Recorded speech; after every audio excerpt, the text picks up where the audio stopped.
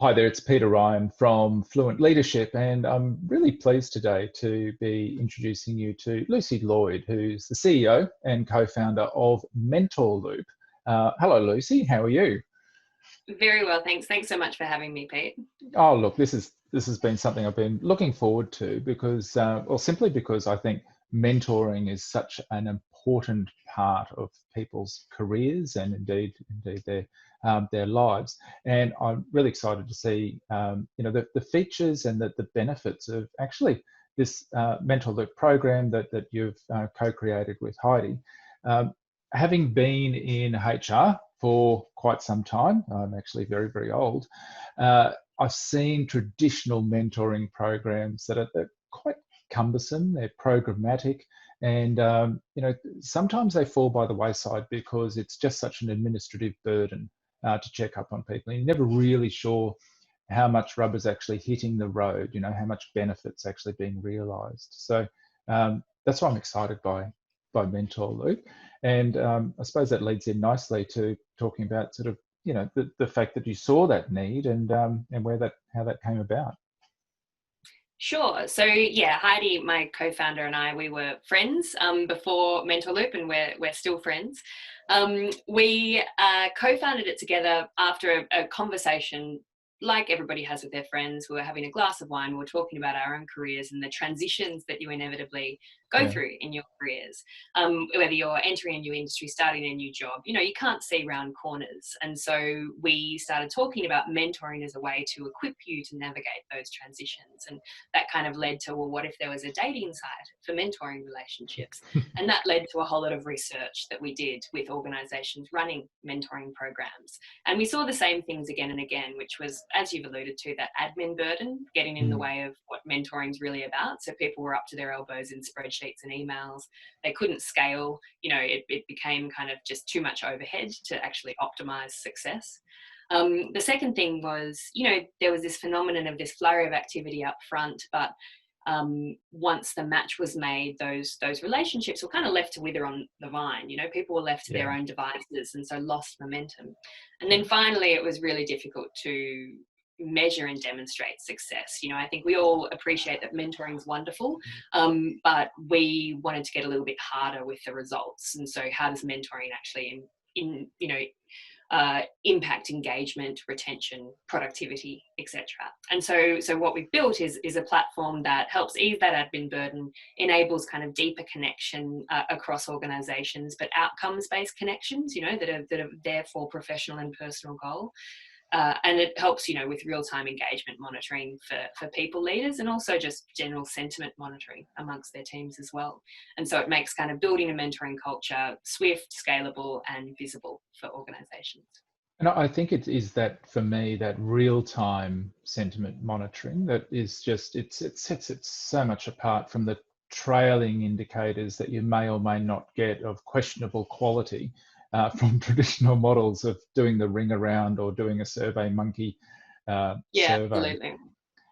So absolutely. It keeps people engaged, and I think those connections are so important to ensure that they're delivering value. And something I love from your website is the quote: "The right connection can change a life."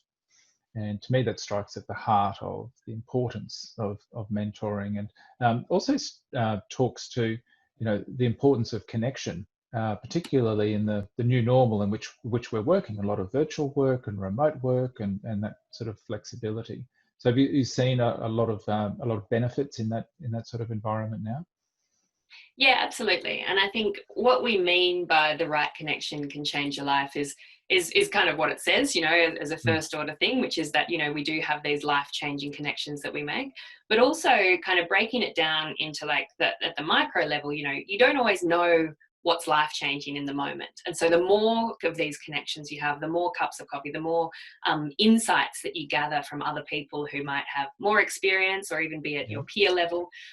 These little kind of insights in the moment don't necessarily seem that huge, but they might be a slight course correction that you make. And over time, over your trajectory of your career, they become a much bigger part of who you are and how you operate. And so that when we talk about life-changing connections, it might not always be recognizable in the moment, but it has an impact that kind of reverberates through your career.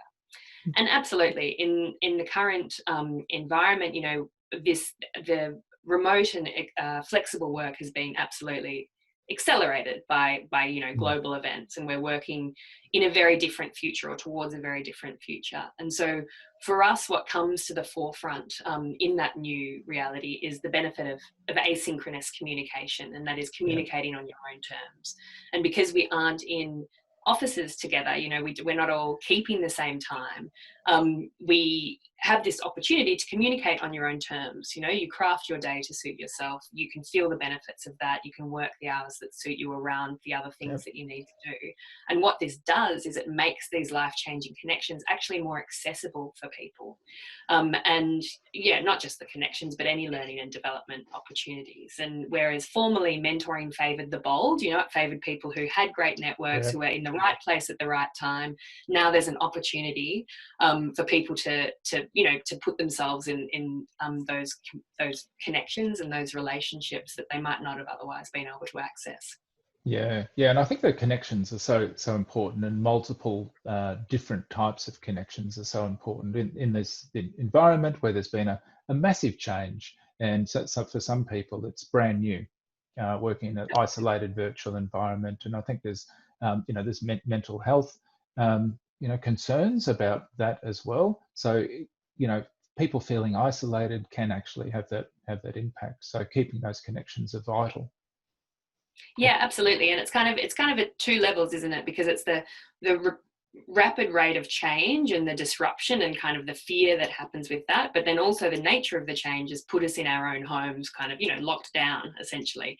And even after, lockdowns and, we're emerging into the world, we're still spending a lot of time, working alone, which, makes a lot of people thrive, but you're right, can have those, mental health impact on the side. And so making those connections more available and accessible to people can obviously help alleviate the isolation. And, you can kind of feel when you're working alone that it's all work, you don't have that social interaction that you would naturally have had going into work. And so it's great to actually have points of the day that are for, mentoring or networking.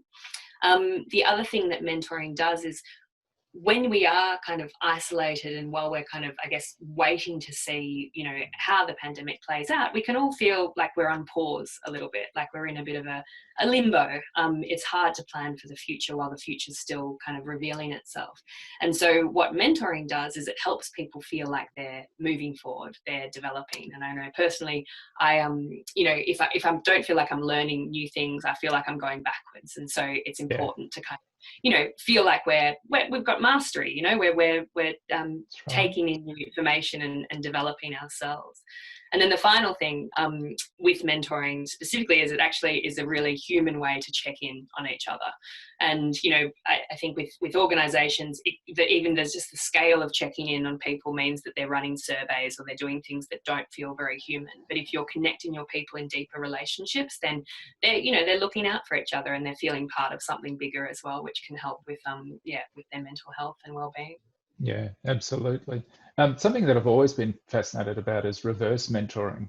The more experienced people getting mentored by younger Gen Y digital natives, even, and I think that's an interesting thing, and probably remove some of the traditional barriers that could be seen within a normal corporate environment of connecting with a younger person to be mentored, and particularly using new tools, connecting digitally, and keeping those connections. Do you see much of that reverse mentoring? And we do. We prefer to use the term reciprocal mentoring. Beautiful.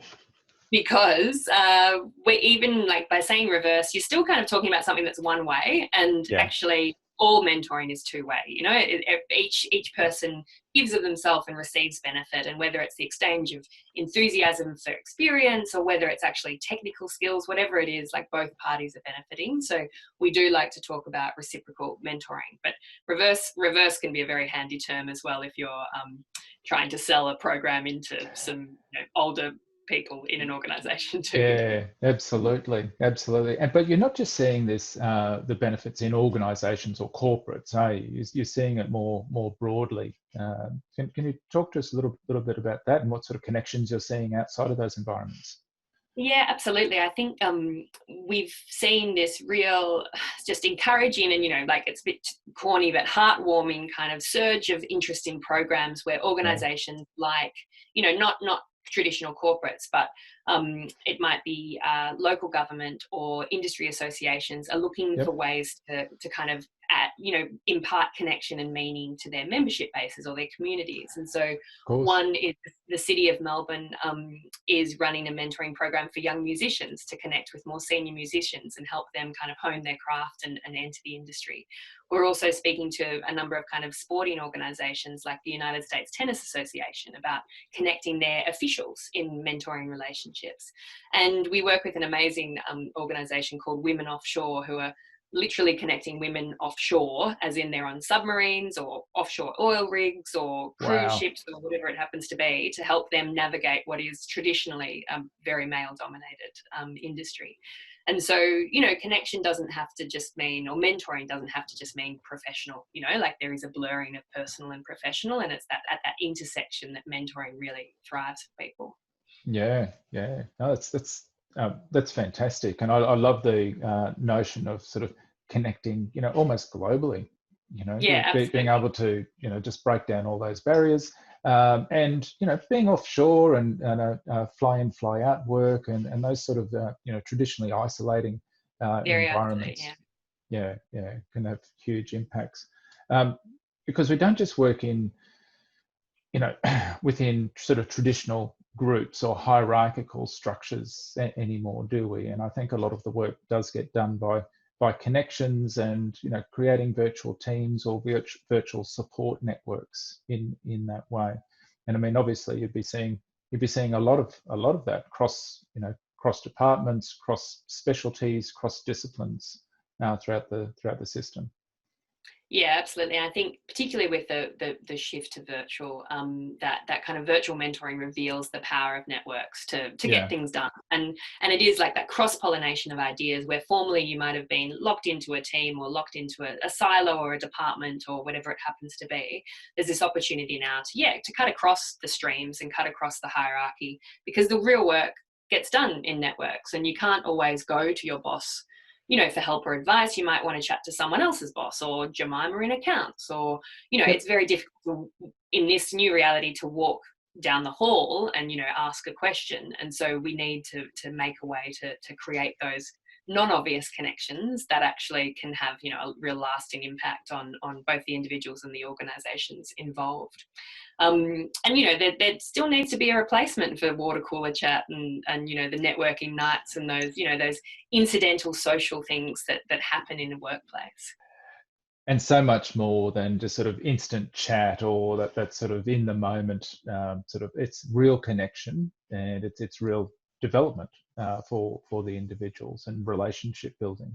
Absolutely. So now there's be remiss of us not to talk about the website and the resources that you have there. But I believe you've also just recently completed an ebook as well around mentoring. We have. So along with a lot of organisations, we've been searching internally and externally for how do we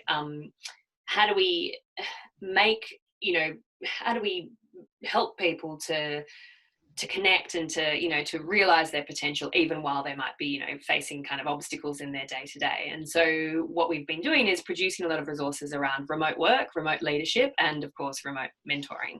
So we've published an ebook recently, The Definitive Guide to Remote Mentoring, and it's broken down into very easily consumed chapters, but it is a really full-fledged resource to help both the organisations and individuals think about how mentoring can foster connection, can help, either people come out of isolation, even can help Yeah. take advantage of the new flexibility that a lot of people do find themselves with to continue their development and continue their contribution as well.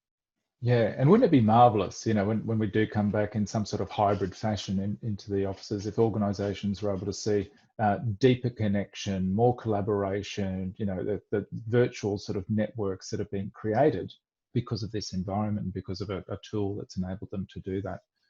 Yeah, it is. I mean, I think it would be marvelous and will be. And I think there's a real opportunity because it's a bit of a leveler, like if everybody's at home, dialing in, they're not always at the I don't know, this is a terrible example, but they're not at the golf game with the boss. That's right. They've all got an opportunity to connect individually and to contribute. And I think, that's that connection piece, we can't lose sight of that, even while other events might be, pushing it to the sidelines. Yeah. So the ebook, is that available through the website? Through the website, so just mentorloop.com, and we've got a whole resources suite. So we've got a few ebooks published, but obviously this is the kind of most relevant one in the current environment. Yeah. And people are able to register for a trial as well, just to see some of the functionality. Yeah, absolutely. So we can show via a demo, or there's a lot of resources on the website that screenshots and things that show how it works. And we do we have a policy of making our resources freely available, so everything's on there and can be accessed. You don't have to be a buyer of MentorLoop to be able to access those resources. Fantastic. I love it. I love when the price is free. That's my favorite price. Generally. Look, that's been fantastic, and look, having seen the tool myself, I couldn't imagine trying to do mentoring in a traditional way without the support and the functionality and the real-time sort of sentiment feedback that you're able to get through the tool. So to me, it's the new way, it's the only way. Quite simply. Thanks so much for saying so, Pete. So look, thanks very much for your time, and I hope everything goes well as we sort of transition through this phase, and we'll see where we come out at the other end, and hopefully it's a more connected sort of community in which we're working within. Absolutely. Thanks so much for having me. It was nice to connect with you today. Yes, thank you.